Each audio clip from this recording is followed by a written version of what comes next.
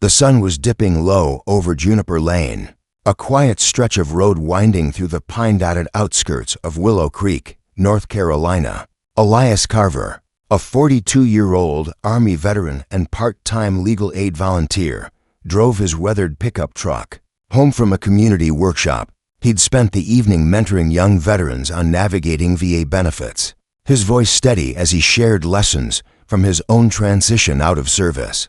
The radio hummed with a soft jazz tune, and Elias tapped his fingers lightly on the wheel, his mind already on the stack of case files waiting at his small home office. Blue lights flashed in his rearview mirror, sharp and insistent. Elias's pulse quickened, but his training kicked in calm, assess, respond.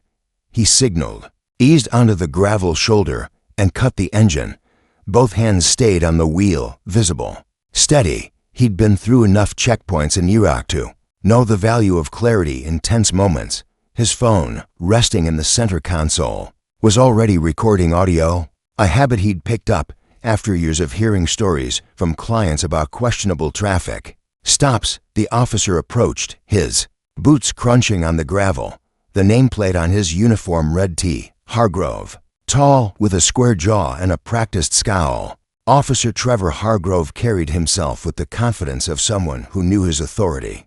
Rarely faced scrutiny. "Evening," he said, his tone clipped. "You know why I stopped you?" Elias met his gaze, calm but direct. "No, sir, I don't. Your license plate lights out. That's a violation." Hargrove's eyes flicked to the truck's cab, scanning for anything out of place. License and registration. Elias moved slowly, retrieving the documents from the glove compartment.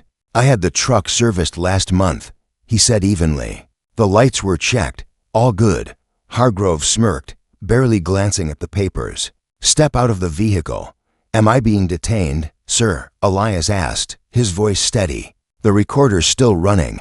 Hargrove's smirk faded. "I said, step out now." His hand hovered near his belt, fingers brushing the holster. Elias complied. Stepping onto the gravel with deliberate care, the phone remained in his pocket, capturing every word.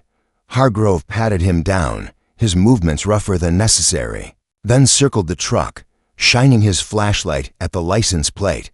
"Looks like it's working now," he muttered, almost to himself, before turning back. "But you didn't exit fast enough. That's failure to comply." Elias raised an eyebrow. "Failure to comply? I asked a question, sir. I followed your order." Hargrove scribbled on his notepad, tearing off a citation. "Take it up with the court if you've got a problem." He thrust the paper at Elias and walked back to his patrol car, the encounter over in his mind.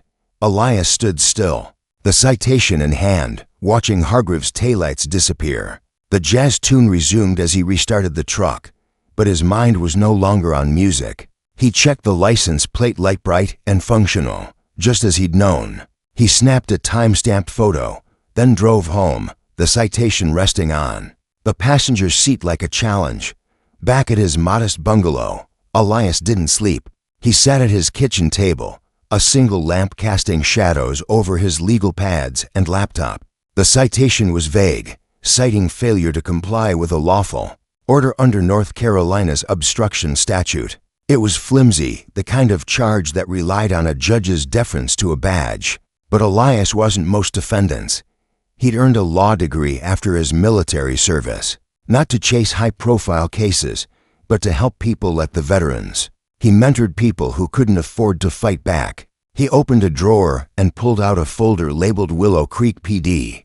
Inside were notes from clients, a delivery driver stopped for suspicious behavior, a grandmother cited for erratic driving after asking why she was pulled over.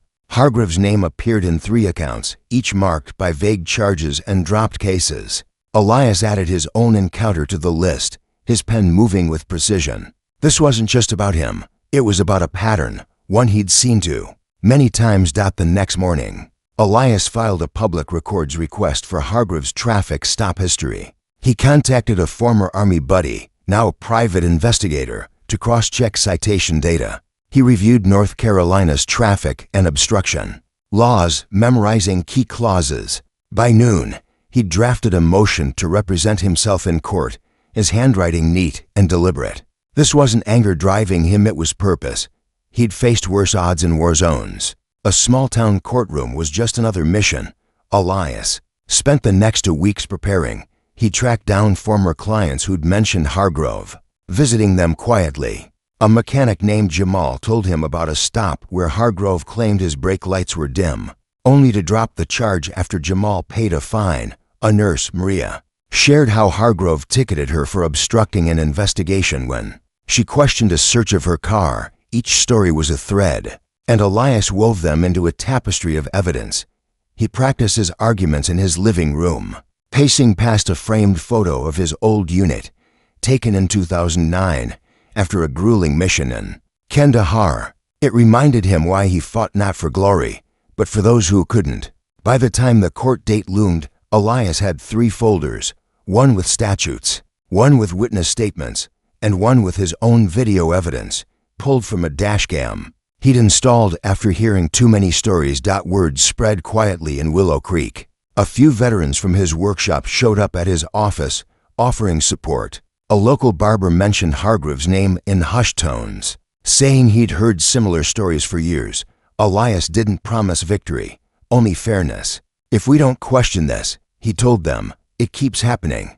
The Willow Creek Municipal Courthouse was a squat brick building, its walls faded from years of sun and neglect. On the morning of the hearing, a small crowd gathered outside. Veterans, neighbors, a blogger with a smartphone.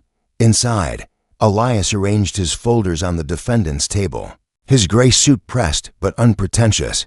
Officer Hargrove sat across the room, his uniform crisp, his expression a mix of irritation and confidence. He'd been through hearings before. They always ended the same way. Judge Evelyn Harper, a no-nonsense woman in her 60s, called the session to order. State of North Carolina versus Elias Carver, the clerk announced. Elias stood, his posture military straight. Present, Your Honor. The prosecutor, a young man named Daniel Voss, laid out the case: a routine traffic stop, failure to comply, officer safety concerns.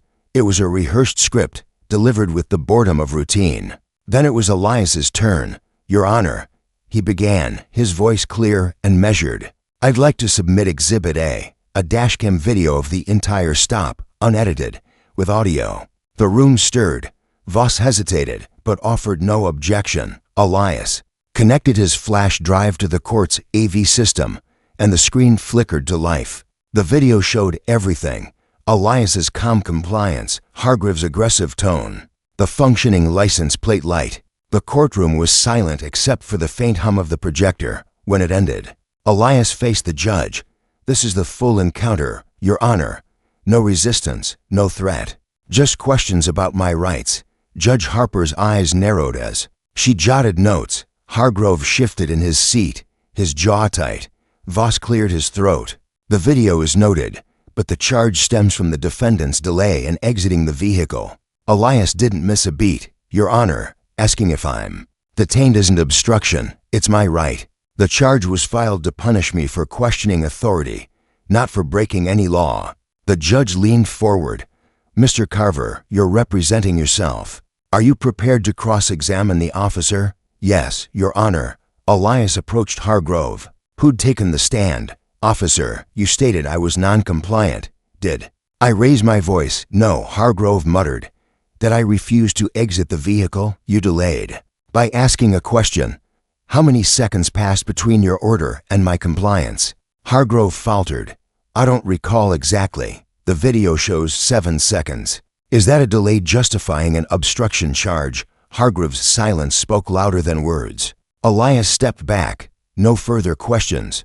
Judge Harper called a recess, her expression unreadable. Outside, the crowd grew. A veteran named Clara whispered to Elias, "You're making waves. Keep going." He nodded, his focus unshaken. When court resumed, Elias presented his second piece of evidence, a compiled list of Hargrove's citations, over 3 years, obtained via public records, of 190 stops. He said 68% involved Black or Hispanic drivers, despite Willow Creek's demographic being 40% minority. Most charges were vague: failure to comply, suspicious behavior, and half were dismissed or paid without contest. The room buzzed. Voss objected, calling it irrelevant, but Harper overruled.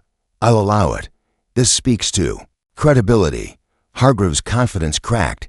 He avoided Elias's gaze, his hands fidgeting. The judge dismissed the obstruction charge before the day ended, citing insufficient evidence. But Elias wasn't done. "Your Honor, I request a formal review of Officer Hargrove's citation history. For potential misconduct." Harper studied him, then nodded. "Submit your evidence. We'll consider it." As Elias left the courthouse, a small cheer rose from the crowd.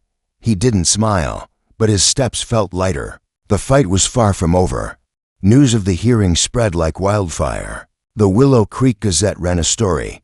"Veterans' video evidence overturns bogus charge." Social media buzzed with clips of Elias's courtroom composure. He didn't seek the spotlight, but it found him. People started calling, some with their own Hargrove stories, others just to say thank you. Elias kept working. He met with a teacher who'd been stopped for swerving after questioning a search. A teenager cited for loitering while waiting for a bus. Each story was documented. Added to his growing file, he reached out to a local activist group, who helped him organize a Know Your Rights workshop. Over 50 people showed up, filling the community center with questions and hope. Hargrove, meanwhile, felt the pressure. Colleagues distanced themselves, and his patrols drew scrutiny. A gas station clerk filmed him during a routine stop, the video gaining traction online. Hargrove snapped at the clerk, "You're wasting my time," but the damage was done. The town was watching. Elias prepared for the review board hearing, requested by Judge Harper. He submitted his evidence, 27 citations, 19 involving minorities, most dismissed or settled quietly. He included signed statements from 6 residents, each detailing Hargrove's heavy-handed tactics. The night before the hearing, he practiced his questions in front of the same unique photo, its edges worn from years of quiet reflection. The hearing room was packed. Hargrove sat alone, his uniform replaced by a stiff suit. Elias stood before the board, his voice steady. "This isn't about one stop. It's about a pattern of abuse, copying someone else's work, abusing power without accountability." He presented the data, the statements, the video. The board listened, their faces grim. Hargrove's defense was weak, his answers evasive. "I follow protocol," he said, but Elias's evidence painted a different picture. The board deliberated for 2 days, then announced their decision. Hargrove was suspended pending a full investigation, and 15 of his past cases were flagged for review. The room exhaled collectively. Elias nodded once, then left quietly, his work speaking louder than any speech. The suspension wasn't the end. It was a beginning. Willow Creek's residents began to speak up. A mother shared a recording of Hargrove's unwarranted search of her son's car. A retiree brought a ticket from 2 years prior, issued for disorderly conduct after questioning a stop. Elias helped them file formal complaints, each one chipping away at the wall of silence. The town council, pressured by public outcry, revived a proposal for a civilian oversight board. Attendance at meetings surged, with residents demanding transparency. Elias spoke at one, his words simple but powerful. "We don't need heroes. We need people who show up, speak up, and don't give up." Hargrove's investigation led to his termination 6 months later. Several of his past citations were overturned, and led to civil settlements.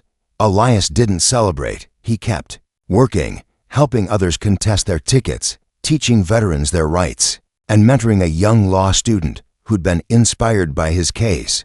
The twist came quietly, unexpectedly. During the review, Elias uncovered a training manual Hargrove had co-authored, emphasizing compliance over rights in traffic stops. It was the smoking gun, proving intent. Presented at a public hearing, it sparked statewide calls for police training reform. Elias's fight, born from one unjust stop, had ignited a movement. By the following spring, Willow Creek had a new oversight board, and Elias was asked to serve as an advisor. He accepted, not for recognition, but because he believed systems could change if people kept showing up. At night, he'd sit by his unique photo, The faces of his brothers in arms a reminder, justice wasn't a sprint, but a marathon. And Elias, Carver was built for the long haul.